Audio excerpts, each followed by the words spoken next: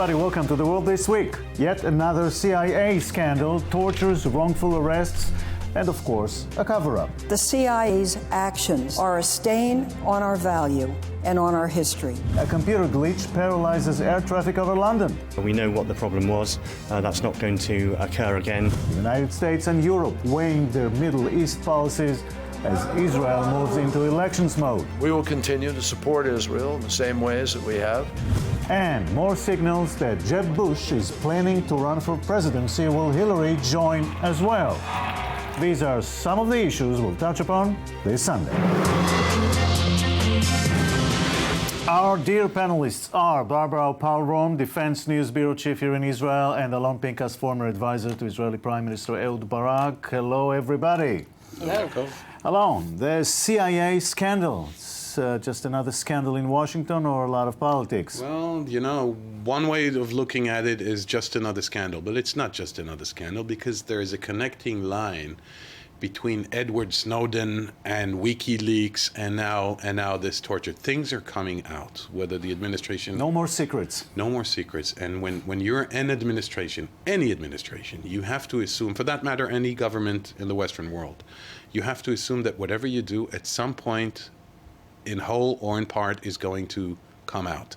And it could embarrass you. And it does embarrass America. And it puts a previous administration in a bad light. And it even puts a current administration in a bad light. So I would not belittle the importance of this. Yeah, and Barbara, it doesn't even look productive. They didn't get anything out of it. Well, the CIA director, in a very rare televised press conference from Langley headquarters, said that it is unknowable whether this so-called enhanced interrogation techniques actually did lead to actionable intelligence. But the report clearly states that it was of no use, and I agree with Alon that this is a very serious and significant report. Keep in mind, it was prepared 2 years ago. It's been ready and written for 2 years. It was only the redacted, declassified summary that was released to the public. Already the CIA is making very, very needed reforms. It will have lasting implications on how the U.S. does interrogate and detain its prisoners and how it deals with the intelligence services of U.S. allies. It looks like the United States is slowly disengaging itself from the post-9/11 era in a way. Yes, but it is also, by virtue of this report becoming public, it is also losing a lot of the moral stature that it had for many years. I mean, you would accuse North Vietnam, North Korea, the Soviet Union, Cuba, East Germany, and that's Saudi Arabia. Precisely why this report and making part of it public is so important, Right. because it regains America's higher ground. When you have John McCain, the Republican former prisoner of war who knows torture all too well, praising its conclusions and saying that America can keep its freedom safe without stooping to these despotic North Korean type interrogation methods. So I'm optimistic that it will have some type of lasting impact. Let's talk about negotiations here in the Middle East, totally frozen. About what? Yeah, exactly. Israel is in elections mode, totally. The United States is like looking, I don't know, to do what, while Europeans are pressing all buttons and more governments now are voting and parliaments are voting for a Palestinian state. Where are we heading? Well, there are two parallel lines here. One is the world, and one is Israel. And still, Foreign Minister Lieberman made an interesting remark yesterday when he said we cannot and should not leave all initiative to the Palestinians. We have played defense for too long, and they have been initiating. What they have initiated is internationalizing the entire process. In the absence of a meaningful bilateral process, they went international. Some will say that was their plan all along. It doesn't change the fact that this is what is going on. There's a critical mass. I mean, each European Parliament's decision, the French, the Spanish, the Irish, the British, is insignificant in and of itself. Put together, collectively, there's a cumulative effect here that makes America looks like it no longer can take care of Israel, or it no longer has the leverages the leverage that it had previously on Israel. I can't see the U.S. administration doing anything until after the elections, and by after the elections, we're looking at May or June. And 6 until months. then, we're going to have a new Security Council sworn in January.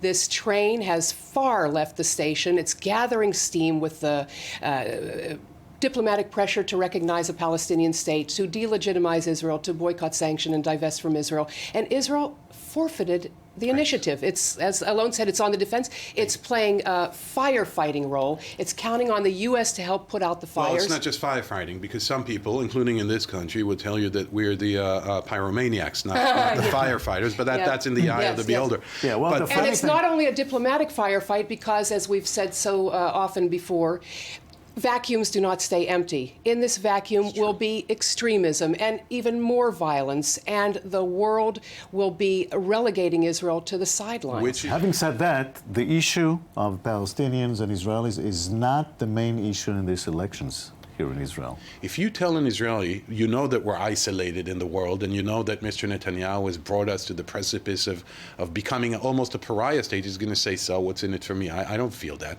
But he goes to the supermarket and he can't pay the electric bill, and that worries him, which is why when he's polled, he or she are polled, they're telling you it's all about economics. There's no such thing as the Israeli-Palestinian issue not being part of the equation. And you can be sure, Yaakov, to leave it to Mr. Netanyahu to make it an issue, because he has nothing else to run on. This will be a referendum on whether him. there'll be another 4 more years of Bibi Netanyahu. Well, at least 1 or 2 more years. Or, We yeah. no longer have 4-year cycles. Barbara and Alon, thank you very much. Pleasure. This is shaping to be the biggest story of the year, the rise of ISIS or ISIL, or if you will, a bunch of murderers here in the Middle East that shook the world and continue to do so without serious interruptions, by the way. With me now in the studio is Oded Granot, an expert on Middle Eastern affairs. Oded is the senior analyst on Israel's Channel 1 television network. Welcome, Oded. Thank you for coming. Good morning. Where this thing came from?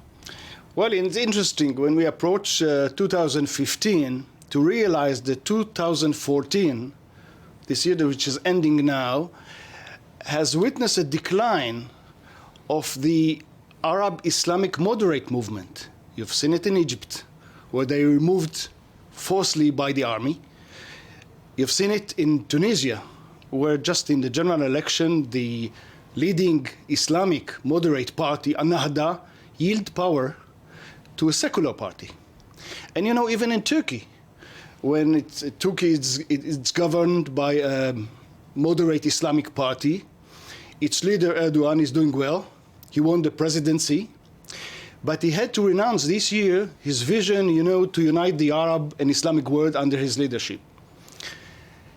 On the other side of the spectrum, as you mentioned, you've seen the emergence of a murderous, militant, jihadi Islamic movement. That has become popular among certain people, even among some Westerners. It's How good could that you happen? said certain, because it's certain. Its impact is limited.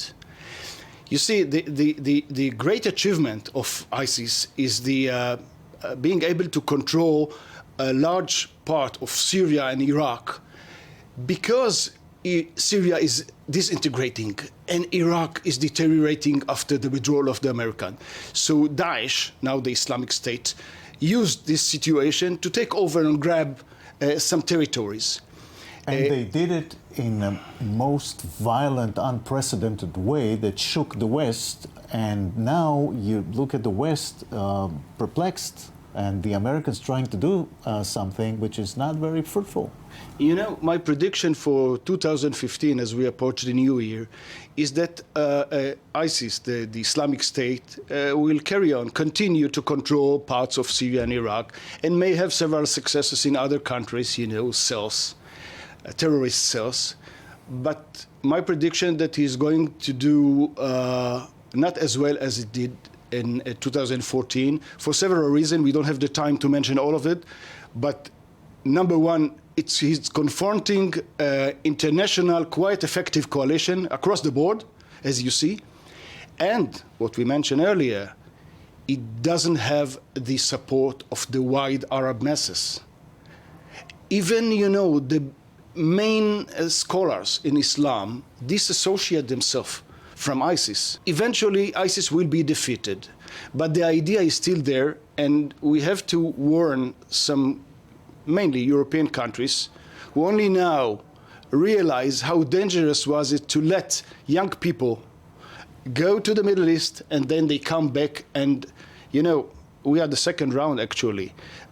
Remember when the Soviet Union invaded Afghanistan, we have seen waves of young people going to assist the jihadists to repel the Soviet Union, Mujahideen. When they came back, you know what they did? They killed, murdered Anwar Sadat in 81.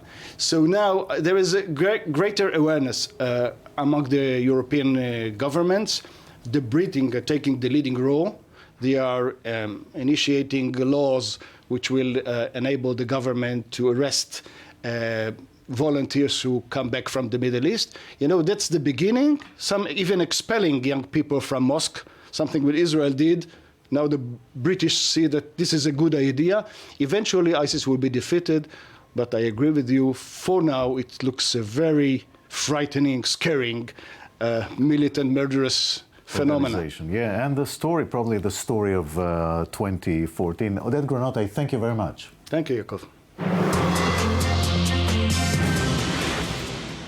The extraordinary story of the Pakistani girl Malala Yousufzai captured the world, and even more so after she received the Nobel Prize. She's only 17, and she has become a symbol for women's and children's rights. In Pakistan itself, it's a more complicated story. We'll talk now with Sarah Munir, a journalist from Karachi. Thank you very much for joining us, Sarah. Thank you so much for having me, Jacob. Malala Yousufzai said she hoped to return to Pakistan next year. Why isn't she there, actually? See, there's a lot of history that goes into it because things changed a lot once she was attacked. Right after she was attacked, there was a lot of condemning the attack for the barbarity of it, for a young girl being attacked for going to school. But it was when she was flown out of the country and she got all the global attention, that's when a lot of suspicion arose because it was seen as a case of selective justice, and all of a sudden she became one of the others. And at the same time, she brought an attention to an issue and a lot of girls that were left behind. So there were a lot of security issues for them as well. And not to mention that she herself is a target right now. So if she comes back, not only will she face a lot of criticism, but there's also a security threat. So I personally feel it's best that she stays away for now. And once she comes back next year, then, I mean, there'll have to be a lot of beefing up of security and like a lot of measures that will have to be taken, as well as a lot of PR that will have to be done to fix the damage that's been done to her reputation locally. So what was the reaction throughout Pakistan when she won the Nobel Prize? Okay, so the reactions were very, very polarized. Surprisingly, there are still people who think that she wasn't really shot, that the whole thing was staged to get her out of the country and it was a Western conspiracy. These are people who obviously maybe have a point because they feel like there are children who've been dying for so long because of drone attacks, because of things that are being done by Western powers, and there's been a complete silence about it. And then they saw this girl who rose to fame overnight, and everything that she uttered, there was a lot of fanfare around it, so a lot of suspicion arose. But having said that, there's also a great part of the population who recognizes what she's done, and they believe in her cause. And the fact that she's not just standing against terrorism, she's standing for education, like for girls being out of school, which is not just a Pakistani problem. It's a global problem, and Malala is standing for all of them. Was there any impact on real life in terms of women's rights or education? I think it's too soon. It would be very unfair to say that, her goals should already translate into reality because she's still a kid, she's still in school, she's trying to raise funds, she's trying to open up schools in Sawat. Right after she left the country, there was danger for her friends who were shot in the attack with her because they were still there, they were still back at home. Their realities had not changed. They still didn't want to step out of their houses and go to school. But I think with time that has changed. She's sort of given hope to women.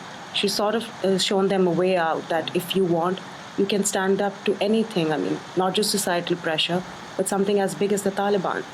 So there's impact at least on women's ambitions and hopes. ideologically, there's been a very strong impact. But in terms of like concrete, quantifiable results, I think it's too soon to measure that. But ideologically, I mean, there's no denying that her Nobel Peace Prize and whatever that she's done, it's been revolutionary. At 17, with such a huge burden and this sudden global fame, you think she can handle all of this? It just really breaks my heart that because of all this PR, she's been isolated by her own country and her own people. But I have a feeling that as she grows older and gets a clearer grasp of reality, she will fix it. And this is where she belongs. So she's eventually going to come back and her people will accept her. Sarah Munir in Karachi, Pakistan, I thank you very much for joining us. Thank you so much. Thank you. And this has been The World This Week. We'll see you here next Sunday. Have a great week.